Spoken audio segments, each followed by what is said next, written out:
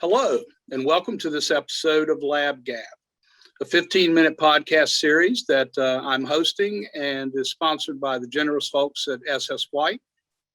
Each month, we're bringing on a guest that is of interest to our viewers and really trying to bring as many different perspectives as possible to our industry. The idea here is not to have an infomercial for SS White, but really to get a feeling for what our guests are thinking and the things that they feel are important to us as a community. So today I'm so pleased to welcome Amy Packer. Amy is a longtime friend. She actually came into the industry when she joined us as a green technician and trained with us at Drake a couple of years ago. We'll keep it like that. But it is such a pleasure to have Amy here. And Amy, welcome. Thank you for joining us.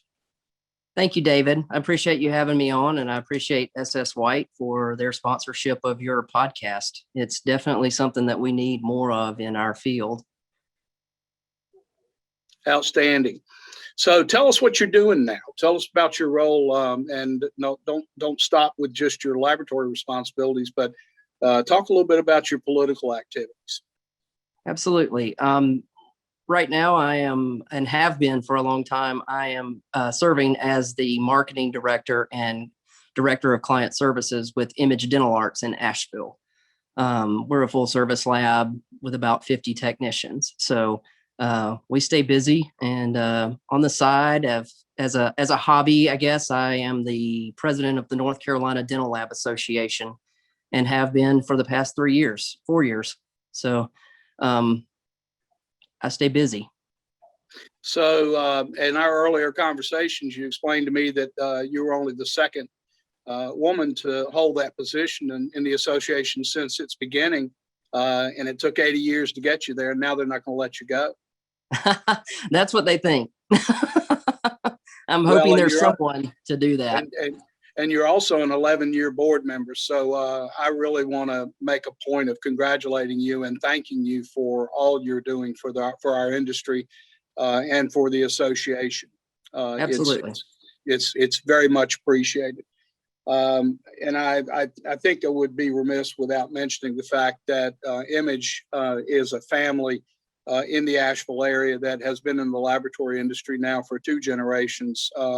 With Herschel Anderson as the father of several brothers, including your boss, who has departed us now, and also QP Anderson, who was at Chapel Hill with Herschel for many years. So that family has a phenomenal reputation in the laboratory industry in the state of North Carolina, and everything that they've all ever been involved in has been nothing but the best in quality and the best in really building and managing great laboratories. So I'm happy you landed there.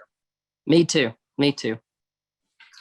So I believe you've got some things on your mind about the industry and the direction we're going when it comes to manufacturing relationships from a support perspective. So why don't you expand on that for us a little bit? Sure, absolutely. And I do want to say about SS White, we are in the midst of trying out some of their products, and we're real excited to give that a go. We are always looking for opportunities to partner with companies that have a great product and a decent price line. So I appreciate them being one of those companies. But on my mind recently, well, probably for the past year, we've all been struck with the pandemic. Not only dental companies, but also dental labs, dental lab technicians. It's a tight group, and we are basically trying to get through this year and hope that next year there's something better. This past year, we had to cancel our North Carolina meeting, which is actually called the Collaborative East now. And we are facing, our association and other small associations across the board are facing lack of support from dental companies. And one of the main basis of our membership is to give our members something educational and something that they can do peer-to-peer socializing, because humans are social beings. And we've just run into walls, not just us, but I can also speak for the group down in New Orleans, the Fun and Sun group. It's just hard when you're a small group to put on a show that big and get attendance and give the attendees the best education that we possibly can affordably, and also have a trade show with dental companies there to show us their products and to support us and to have face-to-face contact with them. So we're really keeping our heads above water, but it is a dying art to put on a dental show these days.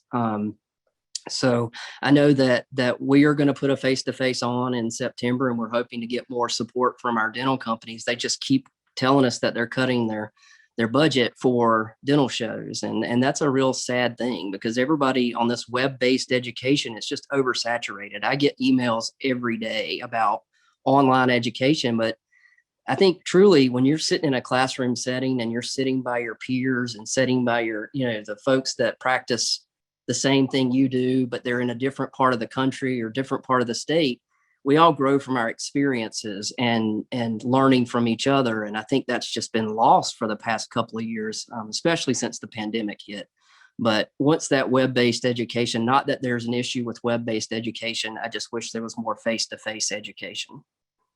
Yeah, and I think COVID has really obviously pushed that to the limit. But quite honestly, I've got a lot of friends all over this country. And of course, Randy Blackburn, who's the president of the Dental Technicians Society that puts on Fun and Sun, is a very close friend of mine and a client of mine.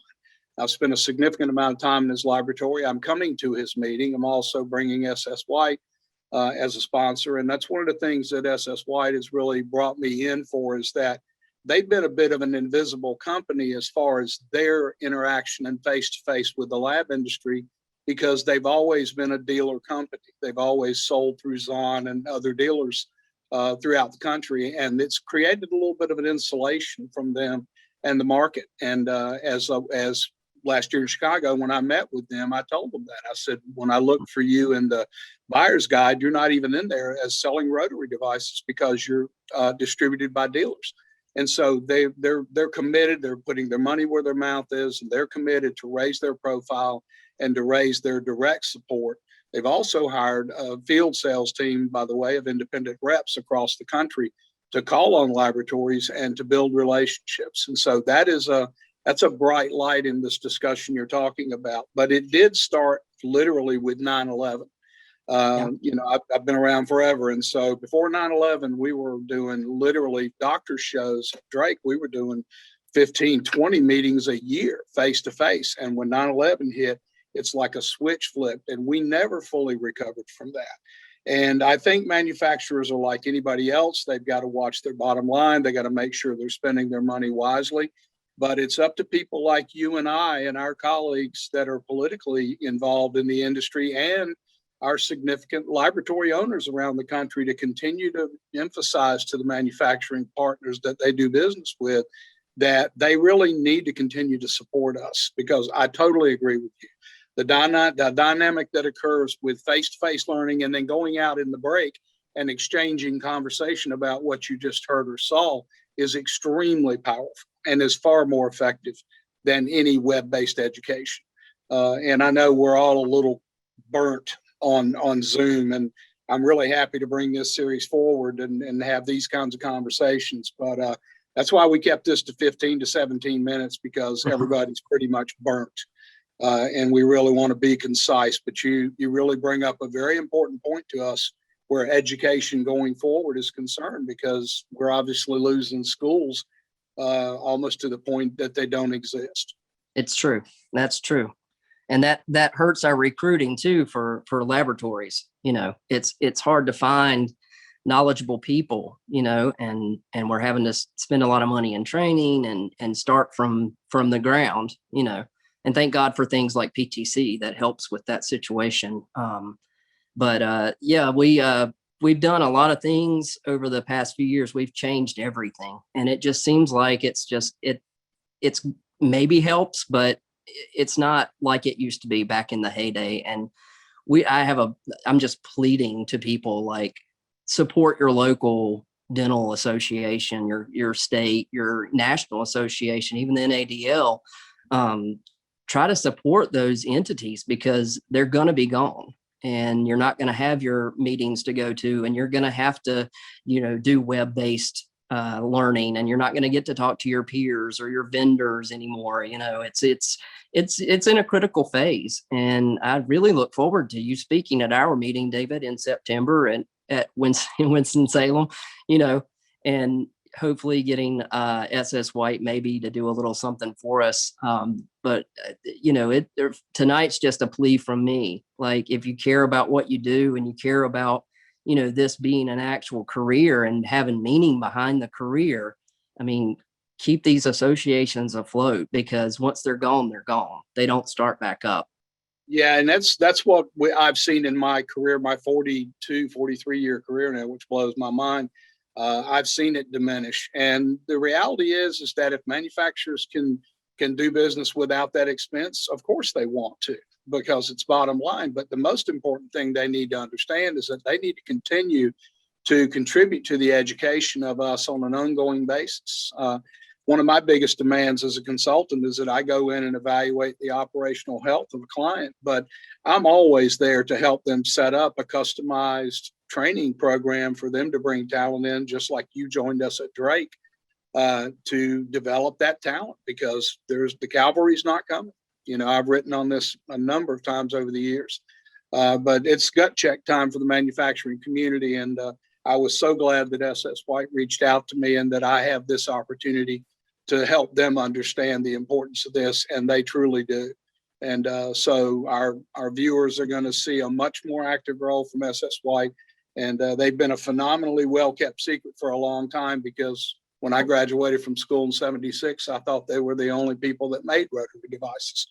And if you do denture work and you buy their carbides, they last for 4 or 5 years. That's just ridiculous how good the stuff is. So they are going to be a player, and they're going to, I think, light some fires under some competitors.